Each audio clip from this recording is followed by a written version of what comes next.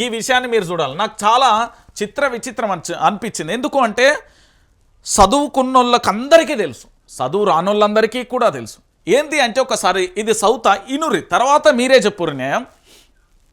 Prelims pass అయిన 3 మార్కులే. Group 1 mains మూల్యాంకనపై అభ్యర్థుల విస్మయం.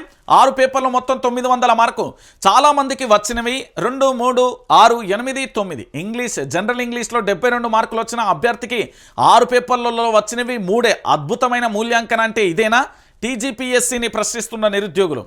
తెలంగాణ మొత్తం 6 పేపర్లు 900 మార్కులు. తెలిసిన విషయాలు రాసిన 150 పేపర్లకు గాను 10-20 మార్కులైనా వస్తాయి. గ్రూప్ 1 మెయిన్స్లో పేపర్కు 10 మార్కులు కాదు కదా, మొత్తం 6 పేపర్లు కలిపిన 10 మార్కులు రాలే. పైగా వారంతా గ్రూప్ 1 ప్రిలిమ్స్ పరీక్ష పాస్ అయిన వారే, ప్రతిభ చూసిన వారే. ఇక జనరల్ ఇంగ్లీష్లో 72 మార్కులు వచ్చిన అభ్యర్థికి మొత్తం 6 పేపర్లలో మొత్తం 6 పేపర్లు 900 మార్కులకు వేసింది 3 మార్కులే. ఇది టీజీపీఎస్సీ చెప్పుకునే అతి గొప్ప మూల్యాంకనం. గ్రూప్ 1 మెయిన్స్లో కొందరు అభ్యర్థులకు 900 మార్కులకు 2, 3, 8, 9, 6 మార్కులే వేసేది. ఇక ఎట్లా మాట్లాడుకుందాం? గ్రూప్ 1 టాపర్లలో 13 మంది ఏపీ వారే కనబడ్డారు. ఆంధ్రప్రదేశ్కు సంబంధించిన వాళ్ళను 13 మంది కనబడ్డారు. ఇంకొక విషయం ఏంటంటే ఒకే సెంటర్లో ఒకే రూమ్లో ఒకే నెంబర్ ఆల్ టికెట్ తేడాతోని దాదాపుగా 40 మంది పూర్తి స్థాయిలో టాపర్లుగా నిలిచారు.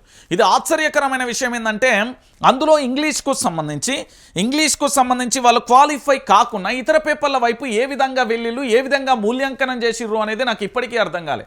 ఎందుకంటే గ్రూప్ 1కు సంబంధించి పూర్తి స్థాయిలో గతంలో నేను కూడా ప్రిపేర్ అయినా కాబట్టి నాకు తెలుసు ఆ బాధ ఏంది.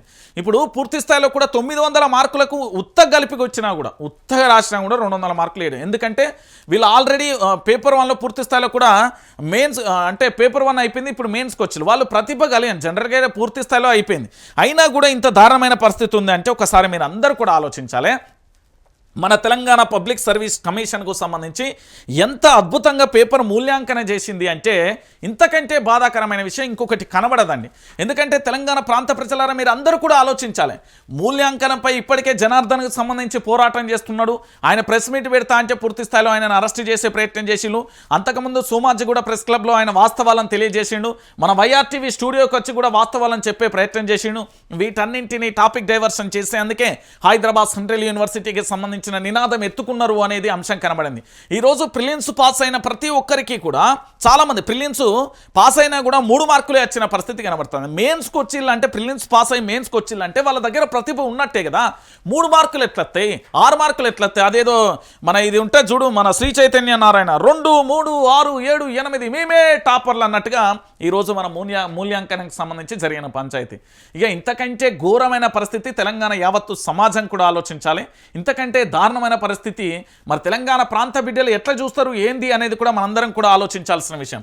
ప్రిలిమ్స్ పాస్ అయినా కూడా గ్రూప్ 1కు సంబంధించి తెలంగాణలో ఉన్న ప్రతి ప్రజలందరూ కూడా ప్రతి ఇంటి గడప కూడా ఆలోచించుకోండి. ఎందుకు అంటే ఈ దారుణమైన పరిస్థితి ఏంటంటే కనీసం ఇంత దారుణంగా కూడా ప్రిలిమ్స్ పాస్ అయినా కూడా 3 మార్కులే రావడం అనేది చాలా బాధాకరమైన విషయం. ఎందుకంటే వాళ్ళు ఆల్రెడీ ప్రిలిమ్స్ పాస్ అయ్యి మెయిన్స్కి వచ్చింది. మెయిన్స్లో కూడా గింత దారుణమైన పరిస్థితి వచ్చింది అంటే ఇక చూడు ప్రిలిమ్స్ మొత్తం దారుణమైన పరిస్థితి ఇది.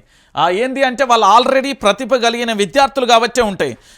పూర్తి స్థాయిలో కూడా ఇంతకంటే దారుణమైన పరిస్థితి ఇంకా తెలంగాణలో ఎక్కడ కూడా కనిపించదు, వినిపించదు. గ్రూప్ 1 అభ్యర్థులు ఇప్పటికే ఆందోళన వ్యక్తం చేస్తున్నారు.